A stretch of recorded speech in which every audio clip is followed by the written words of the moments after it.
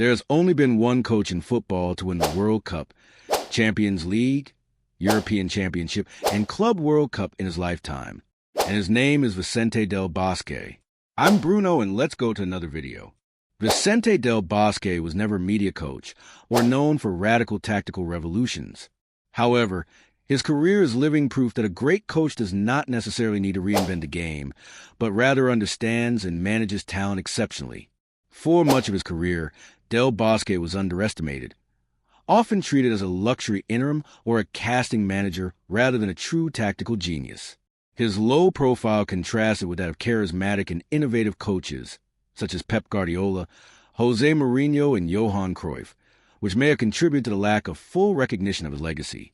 When he took charge of Real Madrid in the late 90s, many saw him as just a temporary solution. However, under his leadership, the Galacticos won 2 UEFA Champions Leagues in a period of just 4 years, 2000-2002. Despite this, his sudden departure in 2003 showed how the club's management did not see him as an essential strategist of the team's future. It was as if victories were attributed to the quality of the players and not to the coach's ability to get the best out of them. The same pattern of underestimation followed in the Spanish team. Taking over the team after Luis Aragonés was crowned at Euro 2008, many questioned whether he would have a real impact on a generation of exceptional players. However, his serene and pragmatic management led Spain to win the 2010 World Cup and Euro 2012, consolidating a golden era of Spanish football. Yet, rather than being exalted as one of the greatest coaches in history, he was treated as an heir to a great team rather than a fundamental architect of its continuity.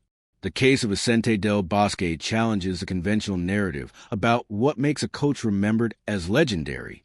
He was not a revolutionary tactical genius, but he knew how to create an environment of harmony and trust, allowing his players to shine.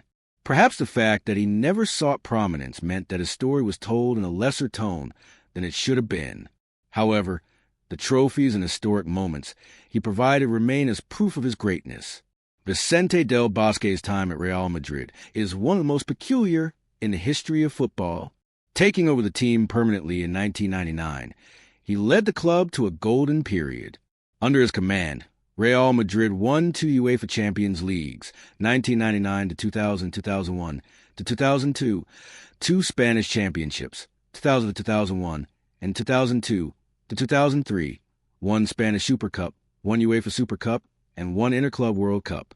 Despite this, in 2003, after winning La Liga, Del Bosque was fired by President Florentino Perez. The reason? Real Madrid wanted a more modern coach to lead the Galacticos era. The decision proved to be a big mistake, as the club went through an era of instability and would only win the Champions League again in 2014. And again, we see how unpredictable football is. Who would have thought that a team with Ronaldo, Zidane, Figo, Roberto Carlos, and many other stars would fail so much? The focus on coaches with a more media profile and a playing style considered modern ended up damaging the consistency of the team, which accumulated early eliminations in the Champions League and experienced years of instability in La Liga. Del Bosque, in turn, moved on and ended up taking over the Spanish national team in 2008, replacing Luis Aragonés, who had just led Spain to the European Championship title. Del Bosque's mission was clear: to consolidate the team as a world power and transform that collective talent into even more significant titles. The coach retained Aragonés' foundation but added his own calm, pragmatic approach, allowing Spain to flourish at the height of tiki-taka. The result came quickly.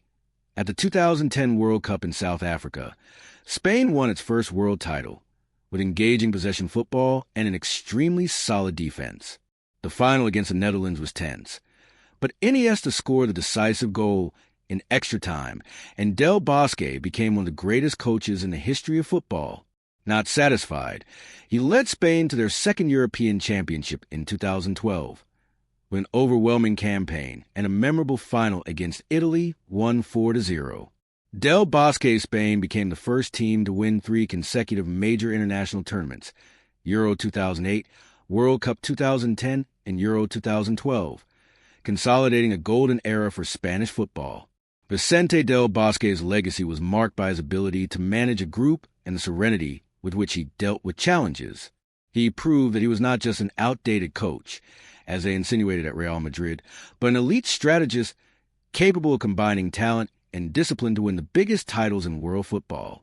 Many coaches are remembered for tactical revolutions, but Del Bosque's distinguishing feature has always been his ability to lead groups and bring out the best in his stars. His calm, understated style contrasted with the explosive technicians of the time, but was incredibly efficient. His approach was not based on imposing tactical rigidity, but rather on adapting his teams to the players' talent, creating an environment of trust and freedom for them to play their best football. In the Spanish national team, he knew how to deal with a group full of champions and strong egos, ensuring the continuity of a style of play that was already successful. He reinforced principles such as patience in constructing plays and defensive security, ensuring an essential balance of team. His merit was not only in maintaining tiki-taka, but in his ability to make accurate decisions at key moments, such as the inclusion of players with specific roles for each phase of a tournament. His teams played with intelligence and control, without needing major tactical revolutions. This led to criticism that he only managed ready-made teams. But in practice, his group management and game reading were fundamental to his titles. He had a gift for diplomacy, ensuring that players from rival teams such as Barcelona and Real Madrid worked together without friction and maintaining a harmonious dressing room. Furthermore, Del Bosque was a master at adapting his team to different scenarios. He knew when to make subtle adjustments to strengthen the defense, control the midfield, or enhance the attack. His pragmatism allowed Spain to triumph, even against teams that tried to neutralize his style. More than a simple cast manager, he was a strategist who understood the game and knew how to win. Vicente del Bosque's legacy goes beyond the trophies he won. He showed that a coach doesn't need to be a showman or reinvent football to be successful. His calm and humble way of leading has led him to a select group of world and continental champion coaches at both clubs and national teams. His impact at Real Madrid and Spain is still being felt. At the Merengue Club, Del Bosque's departure revealed the error of giving up stability in favor of an ideal of modernity. In the Spanish national team, he consolidated the most successful era in the country's football history. Despite not receiving the same recognition as other legendary coaches, Del Bosque will remain in football history as one of the most successful and respected coaches of his generation.